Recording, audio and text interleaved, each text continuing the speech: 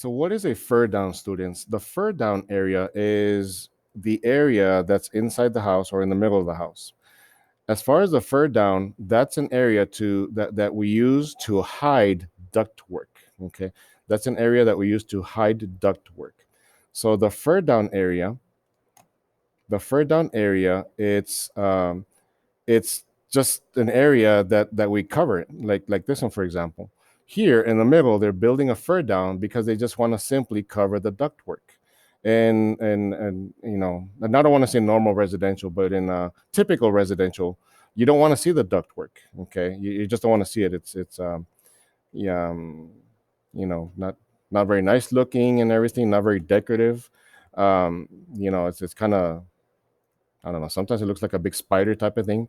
So because of that, we build fur down areas to be able to cover it up eventually with sheetrock, and that way, um, once it's covered up, it's somewhere behind the ceiling, and you can't even see it. You can't even see it, but it's there. It's there, so you can see, so you know that it's in there. But for the most part, you just don't want to see it. So they just build these little channels and the little areas that are built down, which is why we call it a fur down, to be able to hide electrical, HVAC, cables, and other things like that too. Okay, so that's what the fur down is, and that's why I didn't want to explain it before, because I think it makes sense not until we get to our HVAC lesson. Okay, not until we get to our HVAC lesson. But that's what a fur down is. So where is the fur down? Okay, that's another part of the design, is notice where we are furring down. Okay, notice where we're furring down. We're furring down right here in this area, in the area between the living room and the kitchen and the hallway. Okay, and the hallway. So notice our HVAC is kind of centered on the middle of the house. That's part of good design. That's part of a good house design. So if and when you guys get to design your own house, those are things you want to consider. HVAC should be in the back of your mind at one point. It's like, how am I going to ventilate this house? Where am I going to put rooms and everything that makes sense? Okay.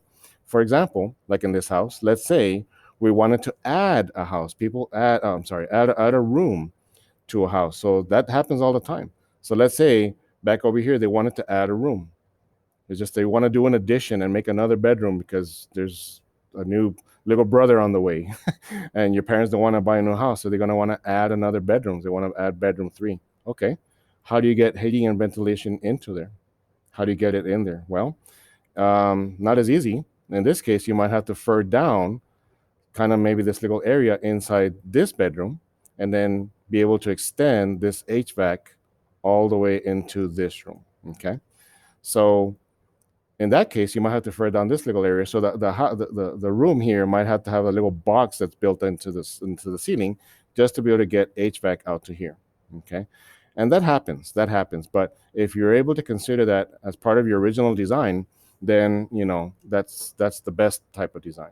Is there such a thing as bad house design? Yes, all the time. Happens all the time. Okay, so notice HVAC is kind of centered in the middle of the house, and that's ideal. That's usually what you want. You don't want to have all these extra HVAC lines all over the place, because this adds to your inefficiency. So, in the system, to try to keep warm and cool, you want to focus everything in a smaller area, and not have all these branches of HVAC going all over the place, and longer runs it becomes less efficient. It becomes less efficient. And you'll end up spending more on electricity. Is expensive. Just to give you an idea, my refrigeration at my home, I converted many years ago.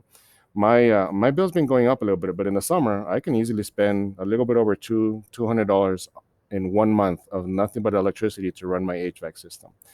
So, and it's pretty efficient. So if I did something inefficient, I've heard of people paying $300 or $400 a month in just electricity in the summer to cool their house. So you want to try to keep as efficient as possible, to not spend as much money. Okay. So again, that's a quick explanation on fur downs.